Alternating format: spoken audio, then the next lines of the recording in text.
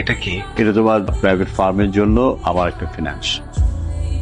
শারমিন যখন প্রথম আমাকে বললো তখনই আমি ভেবেছি তুমি নিজে যখন কিছু শুরু করবে তোমাকে আমি সাপোর্ট করব। আমি শুধু রিকোয়েস্ট করব টাকাটা যেন নষ্ট না হয়। একজন মানুষ যার সাথে আমার কখনো দেখা হয়নি, আমাকে চেনে না, প্রথম মিটিং 1 কোটি টাকার একটা চেক দিয়ে দিল।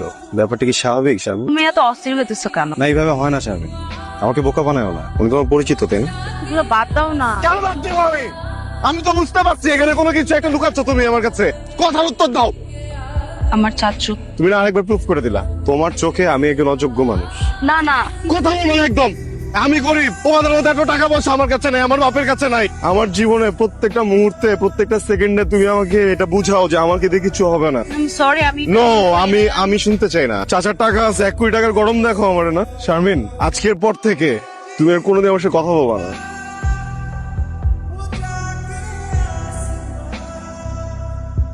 এই জামানায় এরকম কেউ তোকে ভালোবাসবে। ভাই আমার ভালোবাসা আমার দরকারও নেই। এই ভালোবাসা আমি কি করবো বলো? আমি নিজের মতো করে কিছুই করতে পারছি না। তুমি বসো, আমি ফোন আসলে প্লিজ আমাকে দিও না।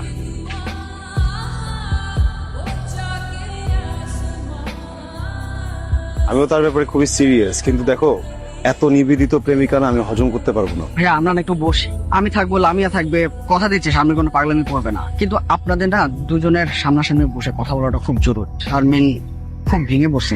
তুমি যাও, গিয়ে ওর সাথে কথা বলে আমি আসবো। থ্যাংকস। বসো বসো। ঠিক আছে ভাইয়া, তাহলে কথা বলে যাও। এই লামিয়া রাজি, কোথাও যেতে হবে না, বসো। তোমাদের ফ্রেন্ড নিশ্চয়ই তোমাদের সাথে সব কথা বলছে। আমি আমার জায়গাটা একটু ক্লিয়ার করতে চাই। দেখো, সম্পর্কটা তো মেলা দিনের, এটা নিয়ে নতুন করে বলার মতো আর কিছু নাই। আমি আসলে সম্পর্কটাই আর রাখতে চাচ্ছি না। ওঠার ডিসিশন তুমি নিতে পারো না।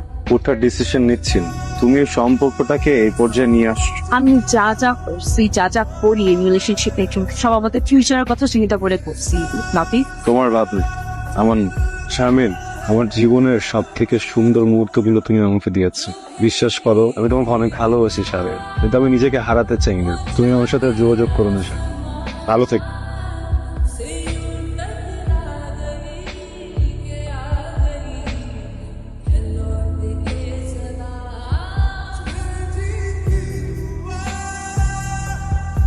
তুই যদি একদিনের জন্য আমাকে ভাই হিসেবে মানিস তাহলে কথা বল।